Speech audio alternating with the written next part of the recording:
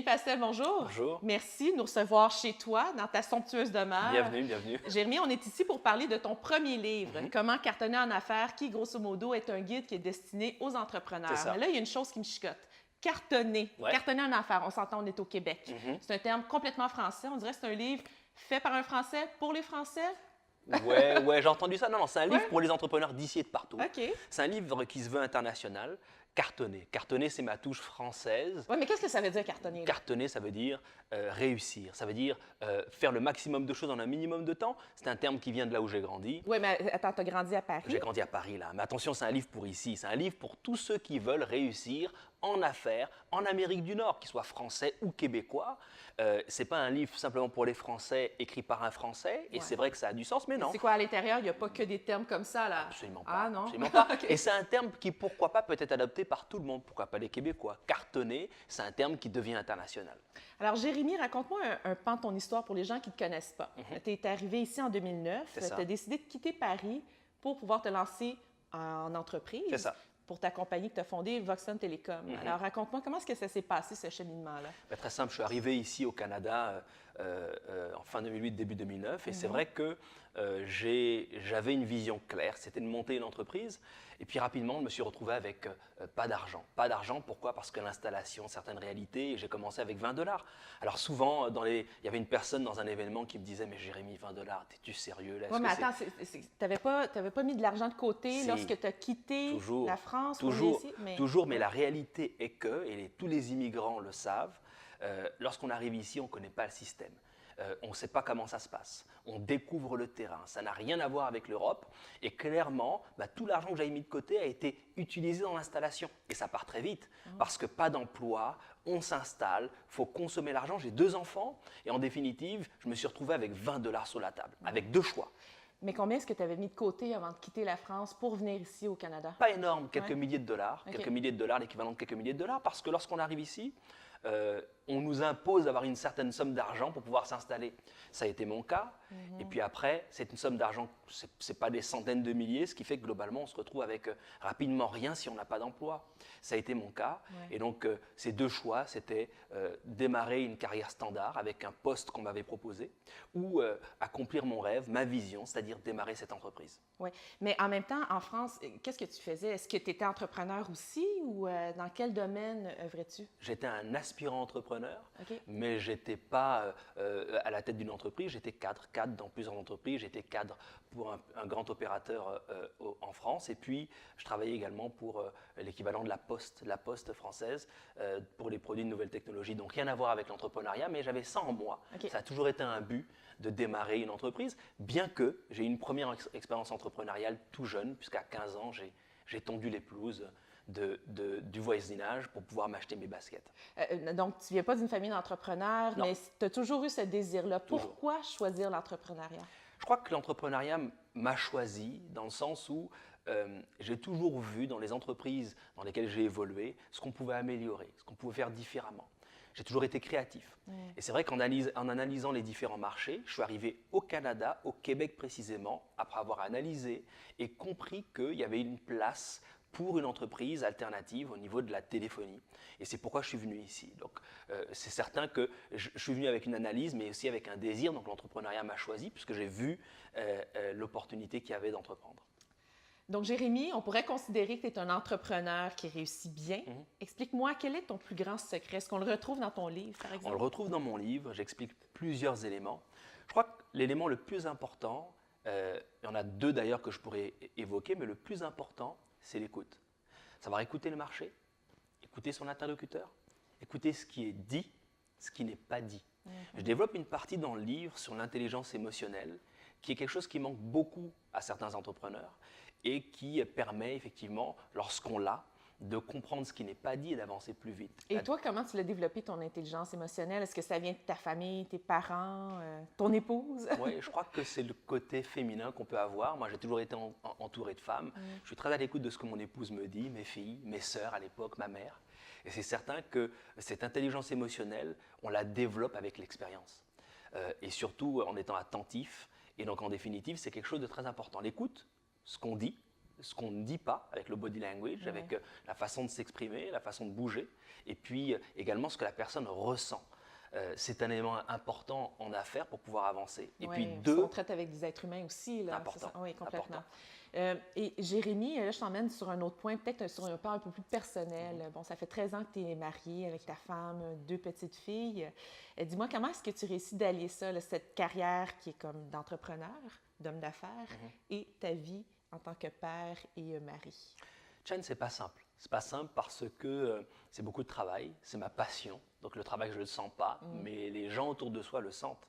Ma femme, comme j'ai l'habitude de dire, c'est ma première associée, c'est mon premier partenaire d'affaires parce qu'elle a cru en mon projet d'entreprise alors qu'il y avait seulement $20 sur la table. Et puis mes filles sont mes premières supportrices. Je l'explique dans le livre. C'est important d'avoir une famille qui nous soutient. J'explique les 5 C. C'est les 5 éléments pour choisir un partenaire. Et ma femme, c'est la personne qui m'a supporté depuis le début. Mais là, on parle de partenaire d'affaires. D'affaires. Okay. Et bien sûr, quand on parle de partenaire d'affaires, ça peut être également un membre de sa famille qu'on peut qualifier de véritable partenaire d'affaires ou pas. Ma femme en est une vraie parce qu'elle répond effectivement à ces différents critères. Oui. Et puis, dans votre histoire, là, vous avez analysé plusieurs pays avant de venir ici au Québec. Pourquoi choisir le Québec? Pourquoi choisir le Québec pour faire de l'entrepreneuriat? Premièrement parce que j'avais visité le Québec déjà en 2003 pour la première fois, puis après une analyse entre plusieurs pays, donc il y avait l'Australie, les États-Unis, il y avait l'Angleterre, et donc le Canada évidemment, avec le Québec précisément, l'économie s'y prêtait vraiment plus par rapport au marché des télécommunications ici au Canada. Donc le Québec, pourquoi? Parce que la langue française, donc c'est aussi la langue anglaise, parce qu'à Montréal, c'est une ville bilingue. Oui. Donc il était certain effectivement de s'assurer de la meilleure place où s'installer, ça a été le Québec, puis c'est beau le Québec, les gens ils sont sympas, formidables, et puis on aime le pays.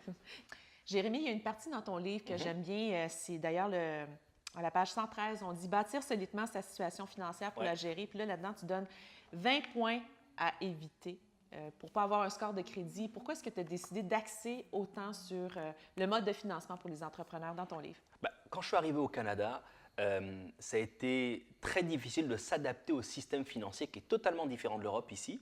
Et c'est vrai que lorsqu'on se lance en affaires, on sait très bien qu'il y a un boom au niveau de l'entrepreneuriat ici au Canada, même si au Québec on est un petit peu en retard, c'est un fait. Et le premier frein, c'est d'accéder au financement. Et la plupart des entrepreneurs ne connaissent pas, même qu'ils viennent d'ailleurs ou d'ici, les règles pour pouvoir avoir un score de crédit qui n'est pas bon. La première étape, lorsqu'on est entrepreneur, c'est lancer son entreprise avec un projet, puis au bout d'un moment, on est obligé d'aller chercher du financement pour la croissance. Ça Mais toi, arrive souvent. est-ce que tu as rencontré ce type de difficulté-là lorsque tu as décidé de te partir en entreprise? Absolument. Voilà pourquoi dans le guide, on veut être extrêmement pratique et donner les règles que moi j'ai apprises sur le tas. Je me suis assis avec ce VP d'Equifax, j'ai vérifié, contre-vérifié certaines réalités et j'en suis arrivé à 20 points qui affectent négativement le crédit. Autrement dit, les éléments nécessaires pour avoir une situation financière solide, un crédit solide. Pour que lorsqu'on se trouve face à un banquier, que ce soit les différents organismes financiers, qu'on puisse accéder au financement pour ne pas bloquer son projet d'entreprise. Comment cartonner en affaires? C'est aussi avoir une situation financière stable pour réussir vite. Et dis-moi, toi, ça fait quoi, 5 ans que tu es ici au Québec? Est-ce que tu as l'impression d'avoir réussi rapidement? Aujourd'hui, selon les statistiques, ce que j'ai réussi à écrire en quelques années, il aurait fallu le double pour le faire, pour quelqu'un qui vient d'arriver. Donc je veux partager à travers ce guide, en évitant tout narcissisme. Aujourd'hui, on voit toutes sortes de livres et c'est vrai que...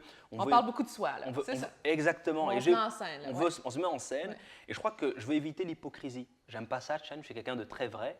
Et je voulais partager, alors au début de ma carrière, parce que je suis encore jeune, les éléments nécessaires pour ceux qui viennent après moi, qu'ils soient d'ici ou d'ailleurs, qui puissent avoir les éléments qui m'ont aidé moi pour pouvoir réussir rapidement. Mais dis-moi, Jérémy, tu as l'air toute bien, une belle maison, une belle carrière et tout, des entreprises florissantes. Est-ce que tu en as fait des erreurs? Et si oui, laquelle a été la pire? J'en ai fait, j'en ai fait.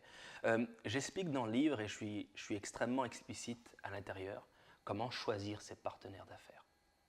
C'est très important. Alors, qu'est-ce qui t'est arrivé, toi? Clairement, là, au début de mon lancement, au début, effectivement, de ma recherche de partenaires, j'ai eu énormément de mal à trouver des partenaires d'affaires crédibles. Je fais des erreurs, parfois on s'associe avec les mauvaises personnes, et ces erreurs, j'ai été amené à les corriger. Donc, l'erreur majeure que j'ai faite en arrivant ici, c'est pas de ne pas avoir d'argent, parce que beaucoup de ceux qui nous regardent n'en ont pas. Et il y a une solution à ça, je l'explique dans le livre, suivez le guide. Je le dis souvent, mais c'est d'avoir mal choisi mes partenaires d'affaires. Alors, j'ai développé les 5 C.